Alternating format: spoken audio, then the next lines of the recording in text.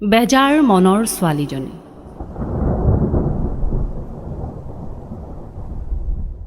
হেজাৰ বেজাৰৰ মাজত থকা ছোৱালীজনী কেতিয়াবা তাই কবিতা, কেতিয়াবা গল্প লিখে। তাইৰ কবিতাবোৰ ক্ষোভৰ, গল্পবোৰ দুখৰ। তথাপিও তাই লিখে বেজাৰ মনৰ হেজাৰ অনুভৱ। কবিতাবোৰ তাইৰ দুখৰ, তথাপিও কবিতাৰ শব্দবোৰ স্পষ্ট। নীৰৱে সহি নাথাকি কবিতাৰ মাজেৰে তাইৰ উদাত্ত চিঞৰ। তাইৰ স্পষ্টবাদিতাত অন্যায় অত্যাচাৰ আজি দিগ্ভ্ৰান্ত।